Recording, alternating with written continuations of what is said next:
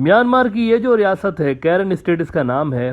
Few days back I talked about it कि यहाँ पर मिलिट्री जनता को बहुत ज़्यादा प्रॉब्लम्स फेस करने पड़ रहे हैं और भरपूर रेजिस्टेंस का सामना उनको यहाँ पर करना पड़ रहा है।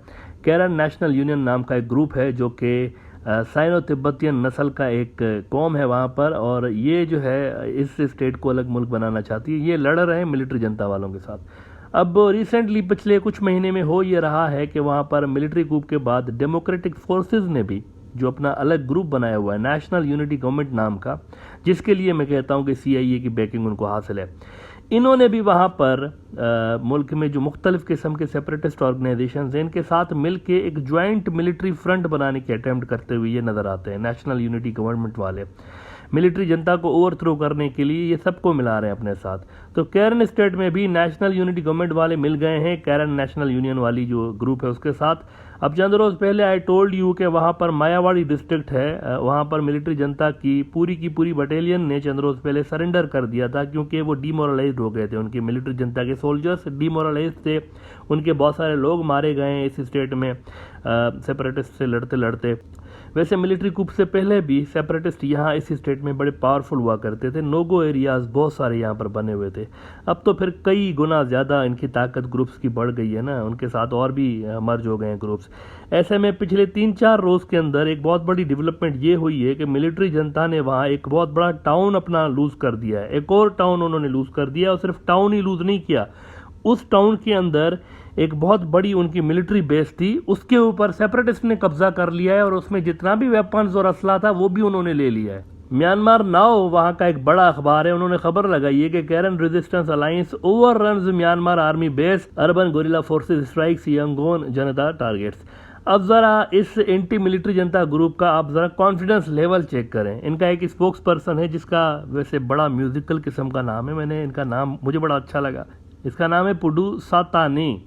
हमारी तरफ वो सब कॉन्टिनेंट में म्यूज़िक के 7 सुर होते हैं ना, सारे गामा पाधा नी, पता नहीं क्यों इसका नाम सुन के मुझे वो याद आ गए, सातानी। तो सातानी साहब ने कहा है, इनका कैरन नेशनल यूनियन वालों का ये स्पोक्स पर्सन है, इसने कहा है कि भाई मिलिट्री जनता के ऊपर ये जो कार्रवाई हुई है और उसमें जो उनके सोल्जर्स धपड़धूस हुए ना, उस पर वो कहता है कि we sniped them one after the other so they couldn't fight very well. कहता है कि मज़ा नहीं आया, ये तो लड़े ही नहीं हमारे साथ, मतलब हमने स्नाइप किया और ये एक के बाद एक धपड़धूस होते गए तो हमारे साथ लड़ ही नहीं पाए।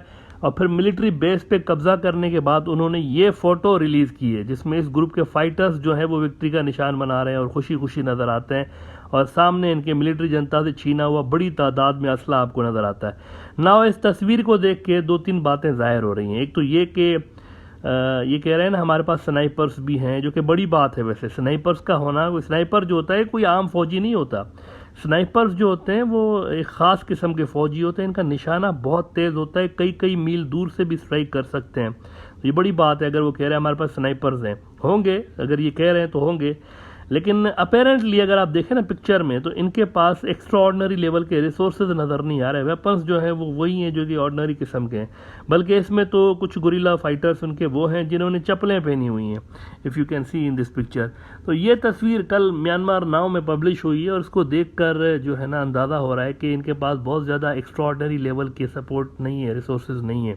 सो आई थिंक यहाँ इन इलाकों में इनकी जो सबसे बड़ी स्ट्रेंथ है वो टेरेन है। यहाँ पर मिलिट्री जनता वालों के लिए टेरेन इस इलाके की ज़्यादा इश्यूज पैदा कर सकती है। कुछ रोज़ पहले मैंने बात की थी कि थाईलैंड के बॉर्डर के पास ये जो कैरन स्टेट है, इसके अंदर जंगल और चोटियाँ बहुत ज़्यादा हैं। 9 इस इलाके के अंदर स्ट्रेटेजिकली इंपॉर्टेंट चोटियाँ हैं। चोटियाँ कह लें, छोटे से पहाड़, छोटे बड़े पहाड़ मिला के 9 ऐसी जगह हैं यहाँ पर पहाड़ी इलाके की, जिसके लिए आप कह सकते हैं कि अगर वहाँ पर किसी का कंट्रोल हो गया फोर्स का, तो पूरे स्टेट पे कंट्रोल उसका बरकरार हो सकता है। अब 9 में से 6 जो लोकेशंस हैं इसके ऊपर एंटी मिलिट्री जनता फोर्सेस मौजूद हैं। इसका मतलब है तकरीबन सारा जो स्टेट है वो एंटी मिलिट्री जनता फोर्सेस के पास है।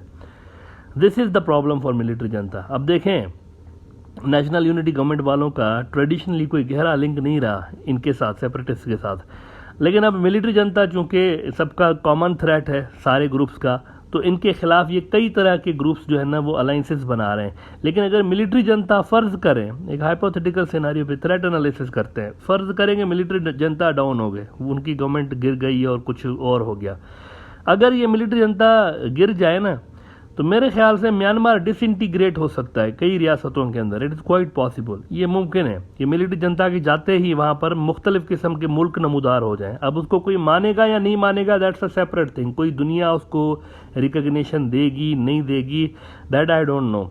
लेकिन ये कम से कम मुझे लग रहा है कि मुख्तलिफ मुल्क वहाँ पर बन जाएंगे, क्योंकि ये जो कई किस्म के सेपरेटिस्ट मिल गए हैं ना, ये आपस में आज तो इत्तेहाद कर रहे हैं, लेकिन ये कल को लड़ भी सकते हैं। वीक ग्राउंड्स पे ये इत्तेहाद कर रहे हैं। इनका 1 पॉइंट एजेंडा है कि इनको हमने धपड़धूस करना है मिलिट्री जनता वालों के पास। तो once they eliminate their common threat, और इस वक्त म्यांमार में ऐसी कोई लीडरशिप भी नहीं है जो कि पूरे मुल्क को होल्ड भी कर सकें। नेशनल लेवल की उनके पास कोई लीडरशिप नहीं है। सी आई डाउट कि इवन आंग सान सू की जो है ना, even she also might not control these frictions जो कि म्यांमार से अलग होने की इस वक्त अटैम्प्ट कर रहे हैं।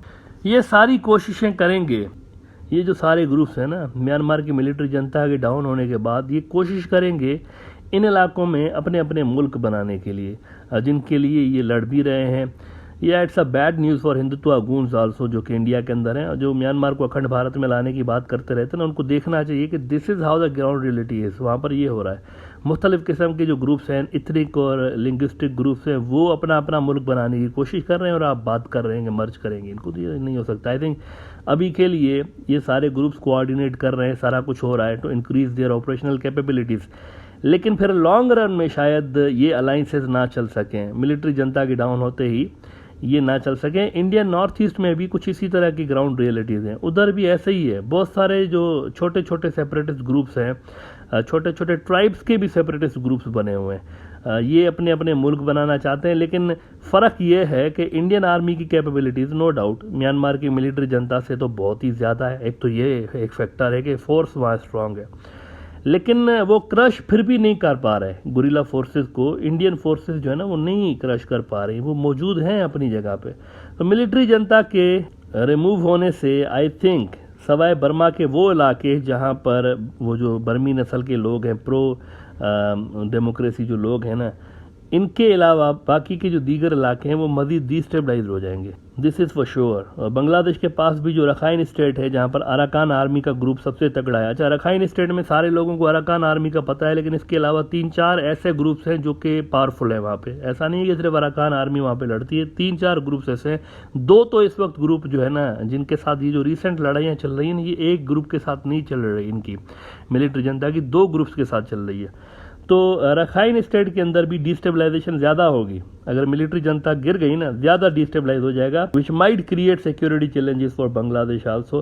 हैविंग सेड दैट, अब भी ये कहना गलत नहीं होगा कि मिलिट्री जनता का मुल्क के एक बड़े हिस्से पे कंट्रोल है, और ठीक ठाक कंट्रोल है, ख़ासतौर पर शहरों के ऊपर।